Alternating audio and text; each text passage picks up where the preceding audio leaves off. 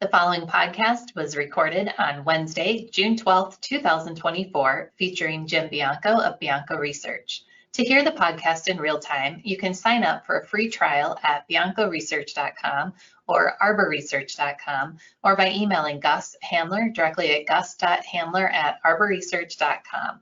You can also call Arbor Research and Trading at 1-800-606-1872. Thanks for your time and enjoy the podcast. Welcome everyone to the latest edition of Talking Data. I'm your host, Kristen Radosh with Arbor Research and Trading, joined by our commentator, Jim Bianco of Bianco Research. Welcome, Jim. Thanks for having me.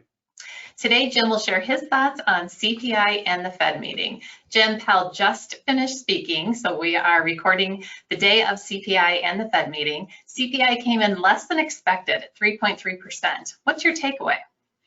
Yeah, it was a downside surprise let's use core as our reference point. It's the first time since October that we've actually seen the number come in below expectations. The headline number came in at exactly zero. That's the first time that we've seen a zero number on that since July of 2022. So these numbers were very good from a headline perspective that they fell.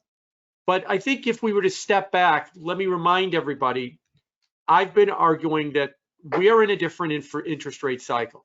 That gone is the era of going back to 2% inflation. That was the era all the way to 2020. In June of 2023, a year ago, the inflation rate hit 3%. It is now 3.3%. It has been in this 3 to 3.5% range now for a year. And I've been arguing that we're going to see persistent inflation in the 3 to 4% range. Well, that's exactly what we've been seeing. And if we go to the first chart, talks about the base effect, which interestingly, Chairman Powell mentioned this straight up in his first question at the press conference. So let me explain the chart and then I'll explain the base effect. The blue line is actual inflation. I point out there in June of 2023, as I said a second ago, the end of the last mile and inflation hit 3%. And the May number is at 3.3. The monthly numbers are on the bottom half of the chart. The bars are the monthly numbers. The green bars, the June and July, are the numbers you're going to drop when we get the June and July numbers of this year. This is the base effect. What are we dropping? What are we going to get? Well, what are we going to get for the next number? Well, you can see the bottom part, May of 24, we had a zero. But if you look at these orange bars, that's the average inflation rate that we've seen since 2022. It is 0.33, or rounded, call it 0.3. Well, if we keep printing 0.3s from here on out, we'll be back above 4% on the inflation rate by December. Now, will we print 0.1s or 0.2s? Sure, but I think in order to print a 0.1 or a 0.2, you're going to need a couple of things consistently to happen. You're going to need a fall in gasoline prices, which is what you had in May to help depress the headline number. You're going to need to see OER come down, owner's equivalent rent, which it didn't do this month. You had a bunch of one-off things that depressed it, like auto insurance took a big dive and used cars took a big dive and stuff like that to help depress inflation. So if those are one-offs, you're going to need wages to start to roll over. But the employment report last week showed an uptick in wages. So we're not quite there. So that's why I think we might see a bunch of 0.2s, 0.3s, maybe a 0.4 if we get a bounce in gasoline prices. And we're going to stay in this 3 to 3.5% range. And I think that this is really what's going to be the issue with inflation. Yeah, well, I could dissect it all you want. If you want to go through core, super core, if you want to go through, like I mentioned, with restaurants and with airline tickets, and I mentioned used cars and I mentioned auto insurance, we could go through all those one-offs. But at the end of the day, I think really what we are in a 3 to 4% inflation world. We are not necessarily in a last mile to 2%. I know that is the belief on Wall Street. It has been for 3 years since they started talking about transitory inflation 3 years ago. It was the text or the tone of the questions that Jay Powell was just asked in the presser. Oh, well, Jay, inflation's coming down, so why aren't you cutting rates and giving Americans relief? They need lower interest rates. What's wrong with you, Jay? Get with the program. The last time we saw that was in December. And that turned out to be the low in inflation. In the next 4 months, we had big numbers in inflation. So I think this base effect is going to be a big deal because it's going to continue to keep the inflation rate with the 3 handle. The Fed's target for core inflation was raised from 2.6 to 2.8 at the end of the year. I think that's a reflection of the base effect that they see as well too in core inflation. And he said at the beginning of his press conference, I remain strongly committed to 2%. 2.8 is not 2. You're not going to be cutting rates at 2. So at the end of the day, I think inflation, unless you want to argue to me that oil prices are going to take a big dive down, which they're not, they're kind of trending sideways. OER is going to start down immediately. I know Wall Street's been saying that for 2 years, and yet again, it didn't do that. Or wages are going to start down. They didn't in the payroll report. But unless something like that happens, I think we're going to continue to stay in this 3-ish range. And remember back in January, we were thinking 6 rate cuts. And then we went to 3. And now the Fed's at 1. And I think we're going to go to 0 if we don't get these inflation numbers to come down. And right now, like I said, unless you give me a story, I think we're stuck in this 3 range and we're not going to get that. The Fed held steady. Will they cut rates this year? You know, I think they want to cut rates this year, and that's why it's important to point out that's their bias. That's what they want to do. So let's go to the next chart. This is the Fed's dot chart. So if you're not familiar with it, the Fed offers on the quarterly meetings, June being the quarterly meeting, their estimate of where they think the funds rate will be at the end of the year. Each dot is one of the 19 members of the Fed. Now, I wish they would put initials on it. I'd like to tell you which one is Jay Powell, or better yet, I'd like to tell you who the 12 voters versus the 7 non-voters. Remember that the regional banks rotate every year as to who the voters are, and the governors vote every year. And the red line on the chart is the median. So we're at 5.25 to 5.5. And the median right now for 2024 is 5.13. So that's your one cut. But let me point out that everything's getting packed in there. You got 4 members that think that the Fed will not cut rates this year. I'd be among those 4 dots right there. You've got 7 members that think that they're going to cut rates once, and you got 8 members that think they're going to cut rates twice. Now remember, that was 3 rate cuts back in March when they did the dot plot last. So it's definitely come up. But look at 2025. Now, I know the takeaway with 2025 is if you look at the median at 4.13 versus 5.13, that they've got 4 rate cuts priced in for 2025. Now, let me say this up front. All these year-end forecasts have like a random record of being right. So it's kind of what the Fed is thinking. It's kind of what the Fed hopes to do. It's what the Fed would like to do. Doesn't mean it is what they will do. But look at the range of the dots in 2025. They go from 5.375. So somebody thinks the Fed's going to hold rates all the way through the end of next year, all the way down to somebody thinking that the funds rate's going to go all the way down to 275, meaning 10 rate cuts, and everywhere in between. Mohammed El-Arian tweeted out that this press conference is confused and confusing with the way that Chairman Powell is answering the questions. And I agreed with him, or I agree with him. Why do I think he's confused or confusing? Because of that 2025 spread. He's got a committee that isn't in agreement on anything. He is, as the chairman, like Lagarde does with the European Central Bank, he's trying to give you a feel for what the committee thinks, not what his personal opinion is. And his committee doesn't agree on anything. And so that's why he seems to be on the one hand. On the other hand, you know, the numbers look good, but we got to be careful. The numbers look bad, but we can worry about them later. And that's why everybody seems to be a little bit confused. I do want to focus though on the rest of these dots as well too. The 26 dot and the long-term dot. That the bias for this market is that they continue to cut rates. Jim, what about the neutral rate? Yeah, so let's go to the next chart. So this is the long-term dot. So I sliced them all together back to 2019. Now, we never talk about, we being the collective of the marketplace, we never talk about the long-term dot, because if you look at the median, it was 2.5 for 5 years. There was no reason to talk about it because it never moved. But look at the last two. It went to 2.56, in March, and it went to 2.75 at this meeting. So first of all, what is this long-term dot? This is better known as the neutral funds rate. What is the Fed's estimate for what the neutral funds rate is? Remember, the neutral funds rate is what is the level of interest rates where they're neither cutting rates or that they're, that they're neither stimulating the economy or restricting the economy.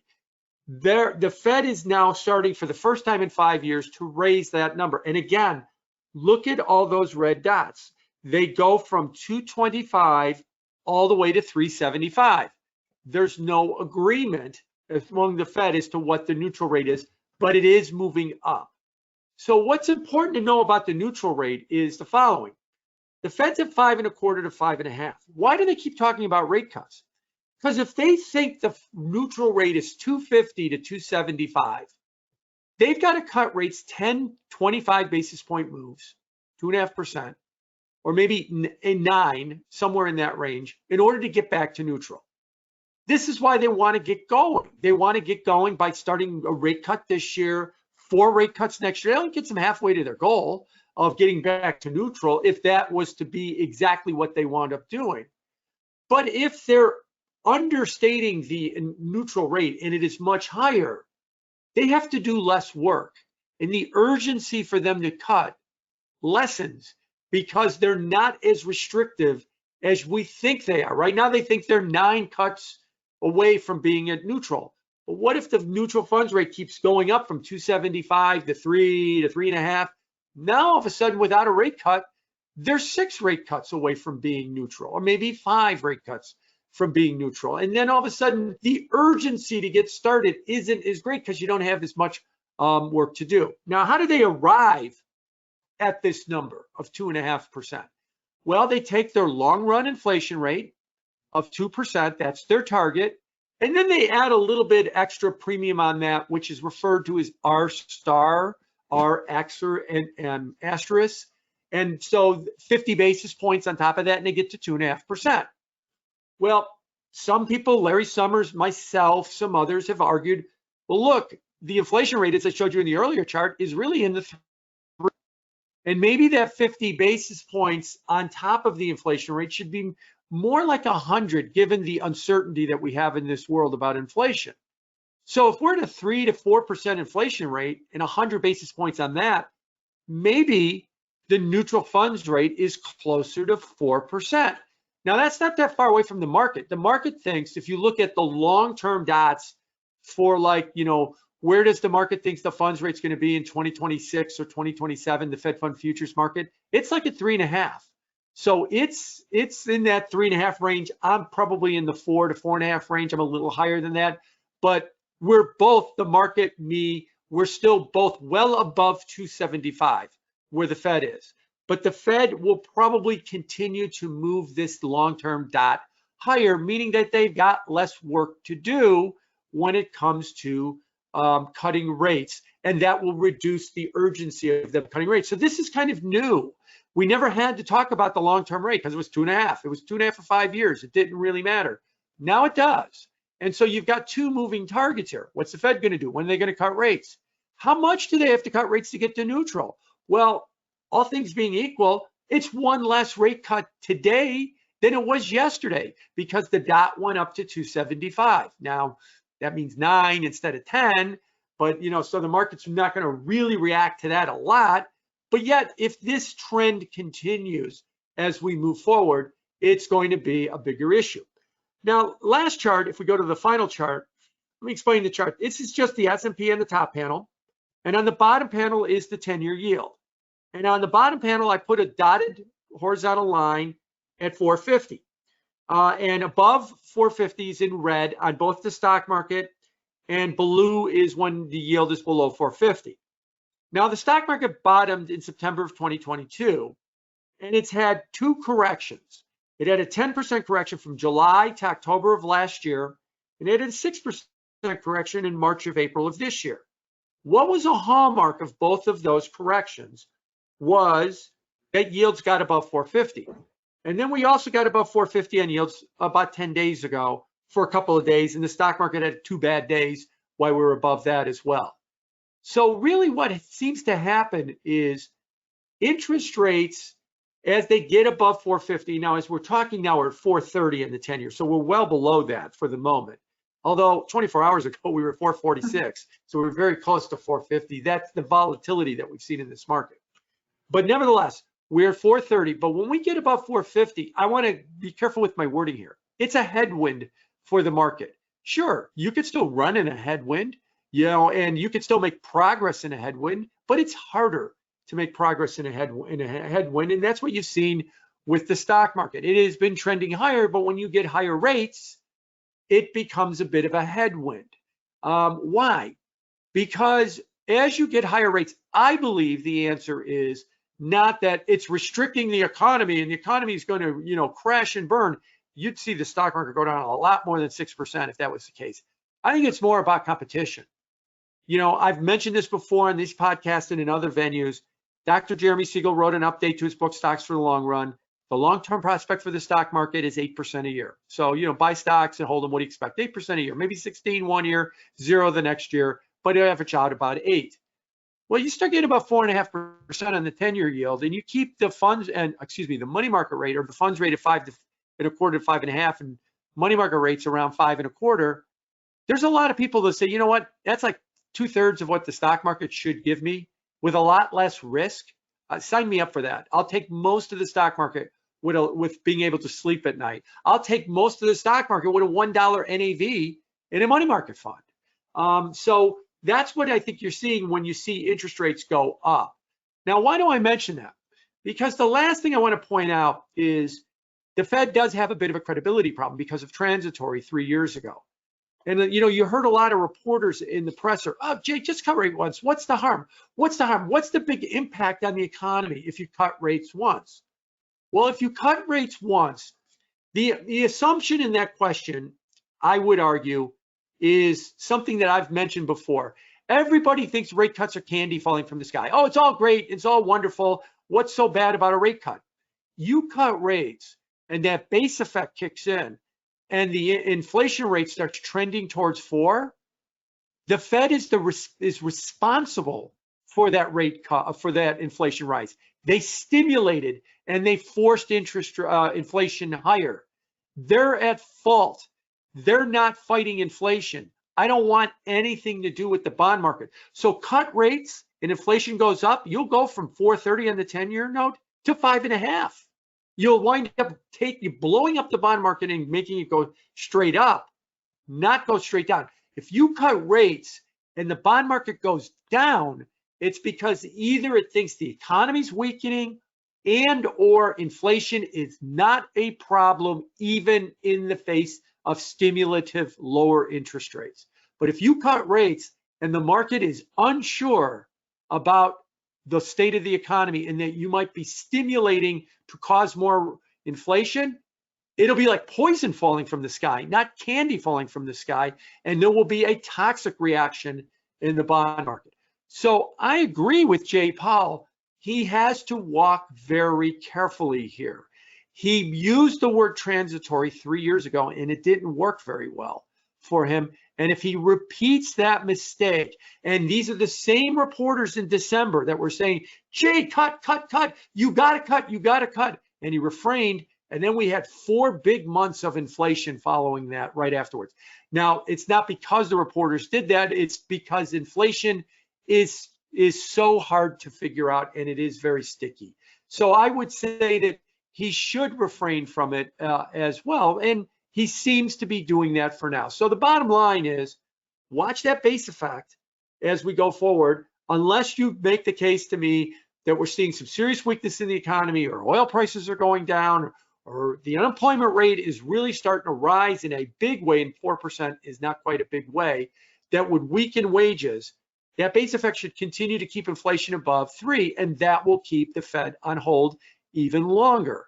And the Fed should be on hold even longer, because if they risk it, if they risk it, there could be a toxic reaction. And then finally, watch over the next year or so that long-term dot, because I think that the Fed is going to keep coming to the realization that the neutral funds rate is much higher than 2.5%. We're 2 3/4 now. They weren't going to make the leap all the way to 3.5 in one meeting. They're going to do it gradually over time, but that's going to reduce the urgency to put in rate cuts because they're closer to neutral, because neutral is coming up as opposed to them having to cut interest rates. Jim, thank you for your thoughts today, and thank you everyone for joining us. If you have any questions on Arbor Research, Bianco Research, or Arbor Data Science, you can contact us by emailing Gus Handler at gus.handler@arborresearch.com. Thanks again, and have a great day.